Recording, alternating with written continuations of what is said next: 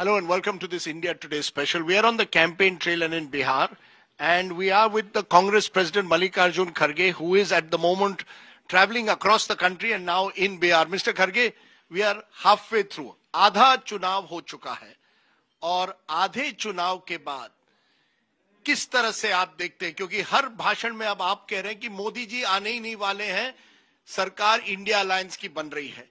कहां से इतना आपको कॉन्फिडेंस आ गया है कि अब आपकी सरकार बनने जा रही है? कहां से ये कॉन्फिडेंस आ रहा है?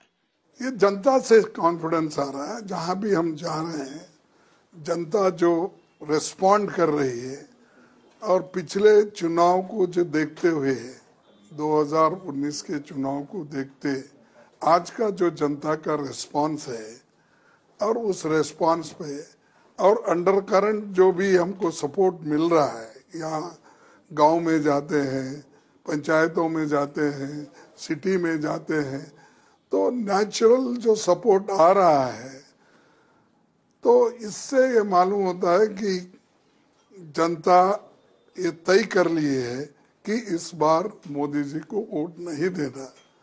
उसी आधार पर हम लोग भी अपने असेसमेंट से ये कह रहे हैं कि मोदी जी के बीजेपी को हमने रोक रहे और हमारे पास इतने नंबर आएंगे जो मोदी गवर्नमेंट को नहीं बनने देंगे। ये नंबर तो हमारे पास आएंगे। मैं इसलिए पूछ रहा हूं क्योंकि शुरुआत में तो मोदी जी और बीजेपी कह रहे हैं अब की बार 400 पार, और जो अगर 2019 का चुनाव देखें, आपको 53 सीट ही आई थी, 53, उनको आई थी 303 और अपने सहयोगियों के साथ 353 आई थी, तो गैप बहुत बड़ा था।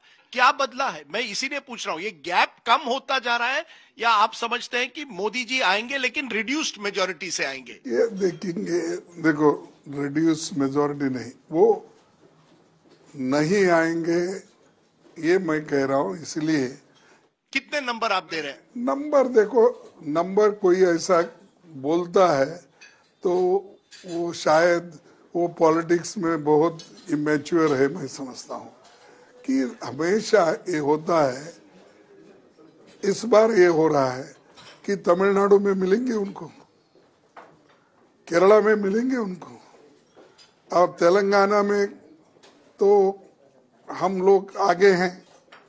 ये तो दक्षिण भारत है, लेकिन उत्तर और पश्चिम भारत मैं आता हूँ। आइए, तो उसके बाद में कर्नाटक में भी हम आगे जा रहे हैं। यानी पहले जो हमारा 0 से 1 से था, उससे भी हम मोर देन 50% हम ले रहे हैं वहां पर। उसके बाद में महाराष्ट्र में भी ठीक चल रहा है। राजस्थान, मध्य प्रदेश, उत्तर प्रदेश, बिहार, जहां बीजेपी का स्वीप हुआ था पिछले बार। हाँ, तो राजस्थान, छत्तीसगढ़, ये सब लीजिए, जब पहले उनको 100% मिला था, उसमें कम हो रहे सीट, कट जा रहे हैं। इसी आधार पर आप देखिए वो 300 से पार कहाँ होते हैं सर। लेकिन 272 तो मिल रहे हैं कि नहीं? कि आपको लगता है 272 भी नहीं मिलेंगे अब बीजेपी को? 200 मिलेंगे उनको अब, एज इट इज 200 मिलेंगे। बीजेपी 200 के आगे नहीं जा रही? नहीं, 200 के आसपास मिलेंगे, क्योंकि ये सब जब हिसाब हमने डाला, लोगों का रुझान देखा, देखने के बाद ये हमने कंक्लूजन पे आया कि जनता इस मोदी सरकार को बदलना चाहती। 2-3 चीजें हुई हैं पिछले कुछ दिनों में जो महत्वपूर्ण है। एक, अरविंद केजरीवाल को इंटरिम बेल मिली है। किस तरह से आप देखते हैं, क्या इससे आपको फायदा होगा या ये केवल टेम्पररी है? और क्योंकि दिल्ली में भी आम आदमी पार्टी और कांग्रेस के बीच में आपसी तो बहुत तनाव है, क्या आपको लगता है अरविंद केजरीवाल के इंटरिम बेल के बाद कोई फर्क पड़ेगा? देखो, ये हमारी गठबंधन है, गठबंधन में हम सब मिल के लड़ रहे हैं, किसी एक व्यक्ति का प्रश्न नहीं है। जब हम मिल के लड़ते हैं और उसका फायदा बहुत बड़ा होता है, और ये फायदा जरूर हमको भी होगा, गठबंधन को होगा। और वो उनको जब जेल में रखा था तो बगैर किसी अपने यानी कोई कारण ऐसे नहीं थे कि जिससे वो इतने दिन जेल में रह सके, लेकिन उन्होंने रखा, वो भी चुनाव के वक्त। अगर उनको करना तो 6 महीने पहले करना था, साल पहले करना था, और या तो इलेक्शन के बाद करना था। ये सताने की बात और ये जो कर रहे हैं तो वो सब उनके खिलाफ जा रहा है। और हेमंत सोरेन भी जो पूर्व हेमंत सोरेन का मुख्यमंत्री, भी। क्या आप समझते हैं उनको भी अब रिहा करना चाहिए? उनको भी कैंपेन करने का अधिकार होना चाहिए? यस, उनको भी होना चाहिए, उनको रिहा करना चाहिए। और उनका भी यही है, आइन इलेक्शन में आपने उसको अरेस्ट किया और उनको जेल में रखा है। अगर आप चाहते कि कोई ने गलती किया तो उस वक्त आप कर सकते थे ना। जब सवाल है समय का, किस समय में आप कौन सा निर्णय ले रहे हैं, ये दर्शाता है कि आप उन लोगों के ऊपर पर्पसली अटैक कर। आप कह रहे हैं ईडी का गैर इस्तेमाल हो रहा है, क्योंकि प्रधानमंत्री ने 2 दिन पहले या 2-3 दिन पहले एक बयान में कहा है कि अडानी अंबानी का जिक्र करके कहा है कि टेम्पो में ब्लैक मनी, काला धन आ रहा है कांग्रेस के पास, कांग्रेस चुप्पी साधी हुई है अंबानी अडानी के इश्यू पर। अच्छा, इसीलिए तो हमारे कोई मित्र ने ये कहा कि काला धन अभी भी है, एक तो हो गया, इन्हों काला धन निकाल नहीं सके, नोटबंदी से गया नहीं। दूसरी चीज, हम अगर अदानी अंबानी से टेम्पो में हमारे पास आ रहा है तो इन्हों छापे क्यों नहीं मारे अदानी अंबानी को? अरे यहाँ से पैसा उधर जा रहा है। और उन्होंने टेम्पो आते वक्त और ऑटो आते वक्त, कार आते वक्त क्यों नहीं पकड़े वो पैसों को? किसने भेजा, उसके घर पे छापा मारो ना। आपको मालूम है ना, you have admitted they have sent, go and have attack.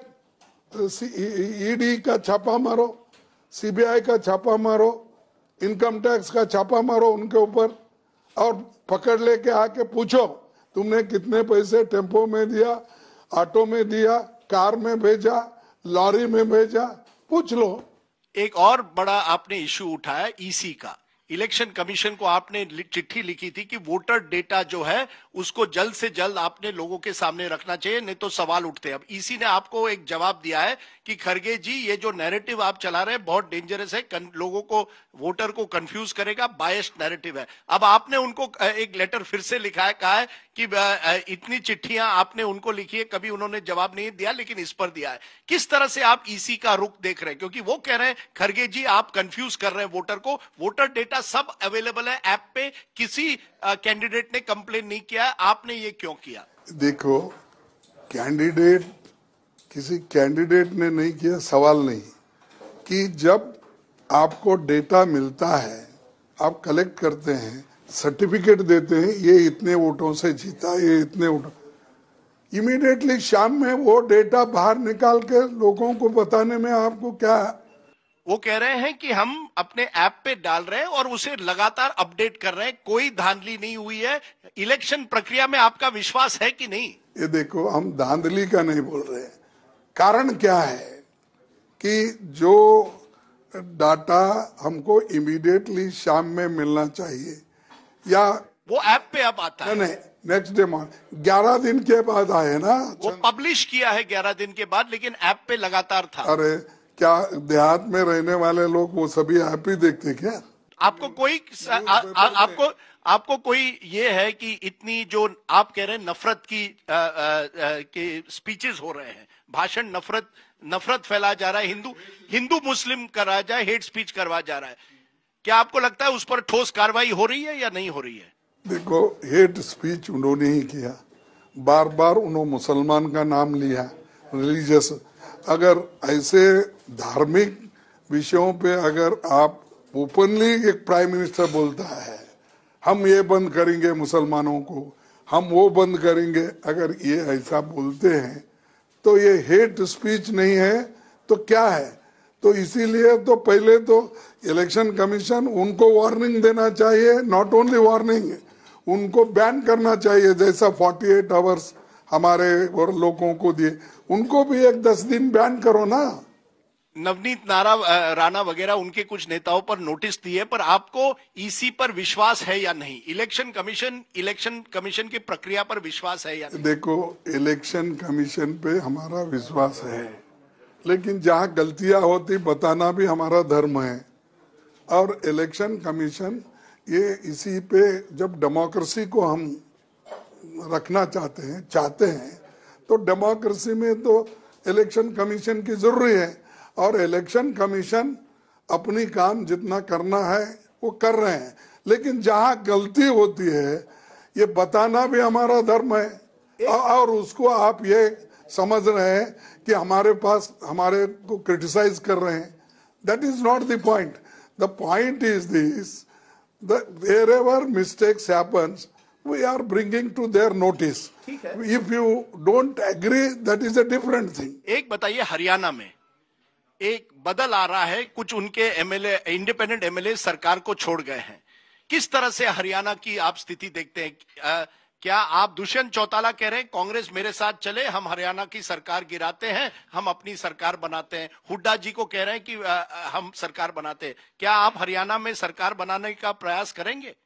ये देखिए, पहले तो सो मोटो वो सरकार को निकाल देना चाहिए, डिसॉल्व करना दे। क्यों कि आपने तो दूसरे तरफ से एमएलए को खरीद फरोश करके डरा के ईडी इसका केस लगा के गवर्नमेंट कर लेते हो। यहाँ तो माइनॉरिटी में आई, अब you ask your people to resign it. ये और एक मुझे बताइए, रेवन्ना का इशू आप ही के स्टेट से जुड़ा हुआ है, किसको आप जिम्मेदार ठहराते हैं? केंद्र सरकार कह रही है ये आपकी राज्य सरकार की जिम्मेदारी थी, उसको रोकना, उसको फॉरेन नहीं भेजना। क्या आप मानते हैं ये आपकी सिद्धरामैया सरकार की जिम्मेदारी थी या मोदी जी सरकार की जिम्मेदारी थी? उसमें अब मैं कुछ नहीं कहना चाहता हूं, इसलिए कि वो एसआईटी को केस उन्होंने सुपुर्द किया और एसआईटी का अपना काम कर रही है। जब एसआईटी काम कर रही है तो कौन क्या करना चाहिए था, इस पे मैं अब बोलना नहीं चाहता। अच्छा, आखिर में कल राहुल गांधी ने लखनऊ में कहा कि एक डिबेट होना, मैं तैयार हूं ओपन डिबेट के लिए नरेंद्र मोदी जी के साथ। बीजेपी कह रही है राहुल गांधी कौन है, अगर उनको डिबेट करना है हमारे स्पोक्स पर्सन से करे। अगर खरगे जी को, कुछ लोग कहते हैं खरगे जी डिबेट करें, आप तैयार हैं डिबेट करने मोदी जी से? कौन करेगा ये डिबेट? देखिए, मैं तो उनके साथ डिबेट हाउस में ही करता हूं। मैं एज ए अपोजिशन लीडर हर पॉइंट का जवाब भी देता हूं। हर पॉइंट जो मैं उठाता हूं उसका कभी उन्होंने जवाब नहीं दिया। उन्होंने हमेशा भागने की कोशिश की, डाइवर्ट करने की कोशिश थी, या तो हमारे पार्लियामेंट को पूरे एमपीज को बाहर डाल के उन्होंने अपना अकेला रिप्लाई खाली बेंच को देते हैं। मैं जानता हूं आपको जाना है, आप पूरे बिहार का एक दौरा कर रहे हैं। एक आखिरी सवाल मैं आपको पूछूंगा, 4 जून को क्या मैं मल्लिकार्जुन खड़गे को अगर इंटरव्यू करूंगा तो क्या आप हार मानेंगे उस दिन, या आपको लगता है ये बहुत बड़ी जीत होगी? क्योंकि हर जितने एनालिस्ट से मैं पूछता हूं वो कहते हैं जो भी हो आना है तो मोदी को ही, हैट्रिक मोदी जी की बननी है। 4 जून को क्या होगा मल्लिकार्जुन खड़गे जी? 4 देखो, हमारा जो रिपोर्ट है, ग्राउंड लेवल रिपोर्ट, इस आधार पर हम बोल रहे हैं। अलायंस पार्टनर्स के रिपोर्ट जो है उस आधार पर हम बोल रहे हैं मोदी जी नहीं आएंगे। ओके, मोदी जी नहीं आएंगे। मल्लिकार्जुन खड़गे, आपने हमसे बात की, बहुत बहुत शुक्रिया। थैंक यू वेरी मच खड़गे जी, थैंक यू वेरी मच। बड़ी से बड़ी खबर, क्राइम से लेकर राजनीति तक किस नेता ने 5 साल में क्या काम कराया।